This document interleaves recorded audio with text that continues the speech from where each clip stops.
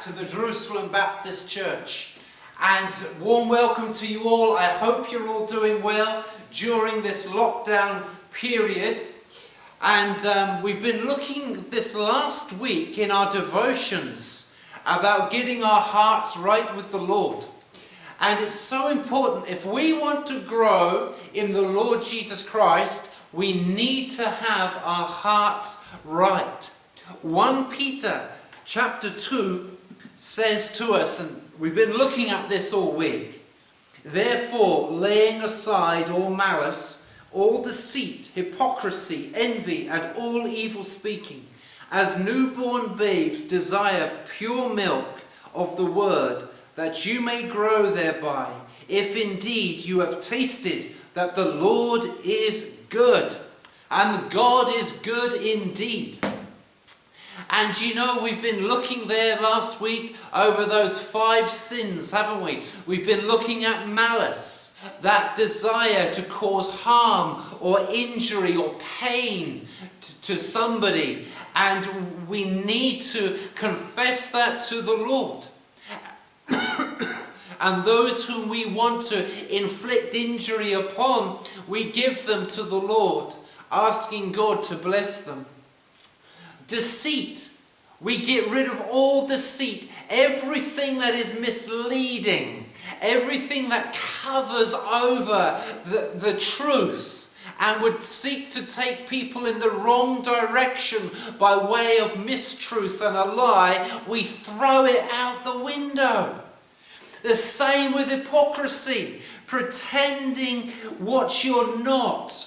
Wearing a mask and pretending you believe somebody, or you've got this attitude and you're just the great pretender. Freddie knew all about it. You know, and then there's hypocrisy, envy. Wanting what other people have got, but it's so strong in you. It's like you've emotionally, spiritually glued yourself to that thing, and you're trying to claw it back for yourself, but it belongs to somebody else.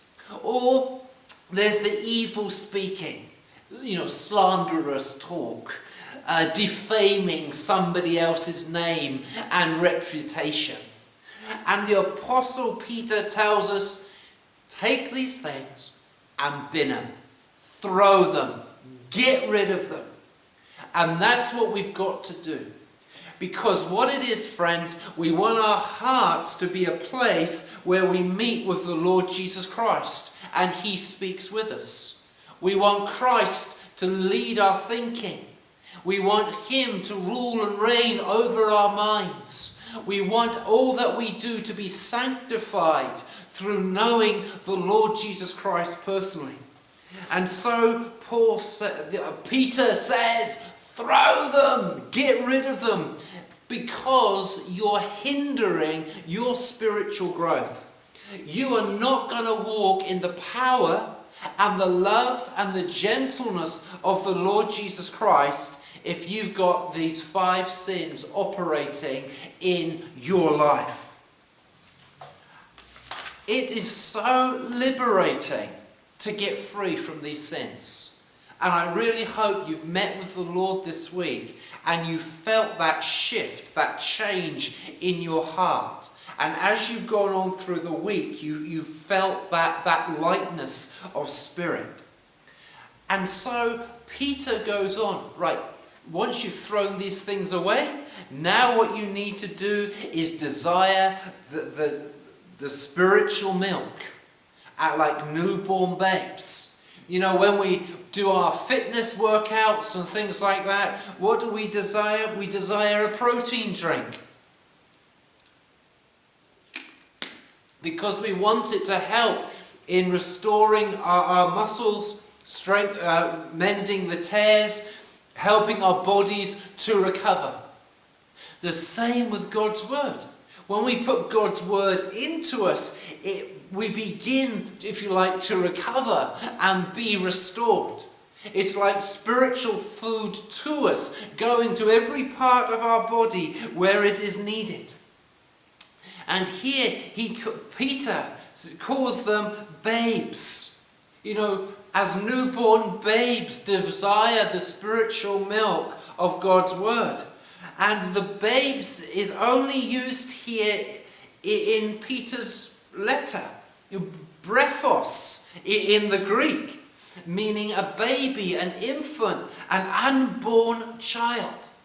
Brephos in classical Greek was used of a baby at its mother's breasts. Peter may have had in mind Isaiah 28 verse 9. Whom will he teach knowledge? Them that are weaned from the milk and drawn from the breasts. Peter is writing to newborn babes, new infants, brephos in the faith. No wonder he has just told them, get rid of malice, get rid of deceit, get rid of hypocrisy, get rid of envy and evil speaking. Peter knows these sins will be like poison in his soul, in their soul. He knows if they continue in those sins, they will be deformed spiritually. They will not properly mature and develop and produce the much fruit that Jesus wants to produce in them. So brephos, throw your old baby clothes away. The sins of verse 1 and verse 2 desire the pure milk of the word. Crave, in other words, crave, long for the pure spiritual word, the Logos.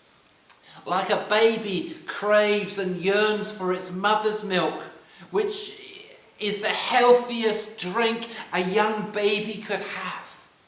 The new converts were encouraged to have an intense hunger, an intense craving for the Word of God. We expect babies to be hungry. If they've got no appetite, then something is wrong. If we do not desire God's Word, then something's wrong. And we need to get back before Father God and say, Father, let the Holy Spirit search me. I'm not desiring your word anymore. I'm becoming hardened to it. Enable me to desire your word again so that I may grow. We are to desire the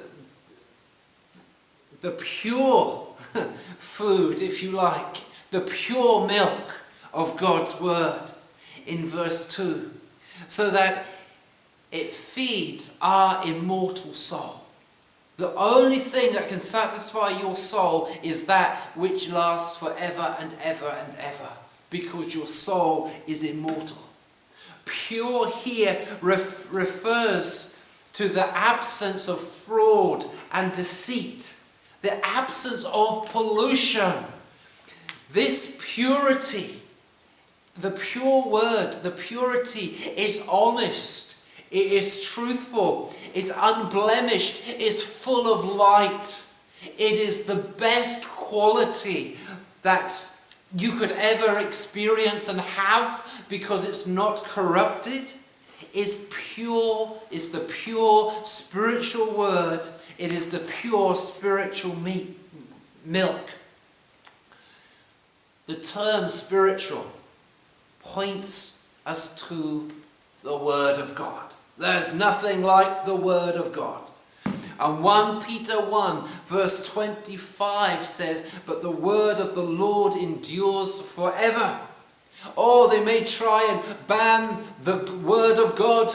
They may try and compromise the Word of God. They may make it illegal, but it will endure forever.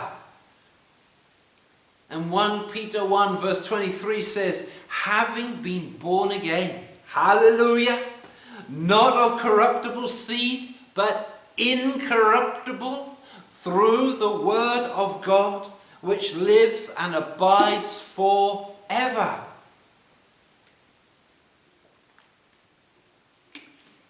It's also interesting to note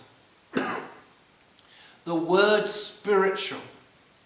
The root meaning for the word spiritual is the same as the word word. Spiritual is logikos. Logikos. The word in Greek is logos. So logikos and logos, they have the same root, the same link. Hence, spiritual is linked to logical, logikos. Logical, reasonable. What is logical to God? Divine reasonableness.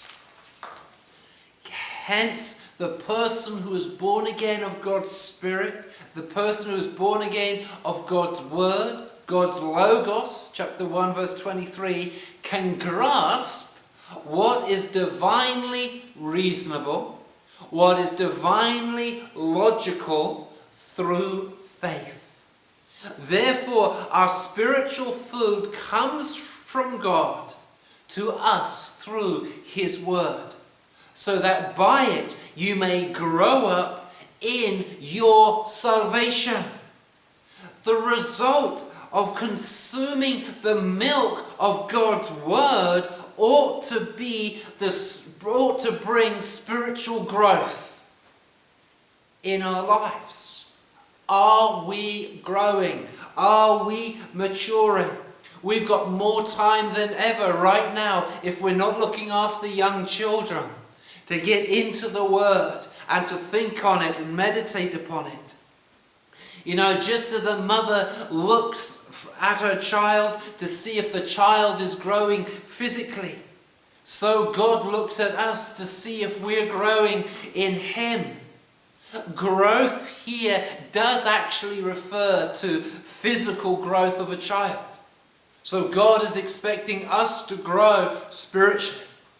During this lockdown, we should have all grown in the Lord. We should have all grown in our faith in some way. As we take in God's Word, as we think on it and apply it, as we allow God's Word to drop from here down to here, God the Father is continually looking and watching to see how we spiritually grow. Interestingly, Peter makes no distinction between brephos, babes, and adults. No distinction between milk and solid food. Instead, Peter indicates that all believers continue to be brephos, babes in the Lord, who constantly need the pure spiritual milk of God's Word. Peter also reveals something here about our salvation. In chapter 1 of Peter verse 5, it reads, "Who are kept by the power of God, through faith, for salvation, ready to be revealed in these last times." Hence in verse 5, we have been saved and are kept by the power of God. In chapter 2 verse 2, we grow up in our salvation. So we are kept by the power of God in our salvation, and we are saved, but we also grow up in salvation. The Apostle Paul says we have a helmet of salvation upon us. Therefore, we should be growing in our understanding and knowledge of the work of salvation. Some people go to church, but they don't grow in their salvation. Our salvation is in Jesus, and it should fill our hearts and our minds with complete awe as it becomes a living reality. Knowing the love of God, that He first loved us and sent Jesus to save us. How is the love of God impacted our salvation? How pure Jesus is? How Jesus became sin for us? Do we have a high view of sin? So we have a high view of salvation and what Jesus has done? Knowing that we could not save ourselves? Knowing that Jesus has saved us from sin, death, and diablos?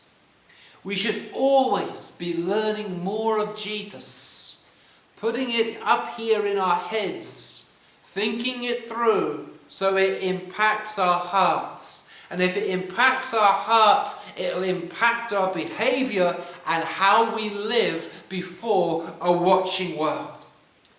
So I encourage you, if you're looking for something to do, then get into the Word of God.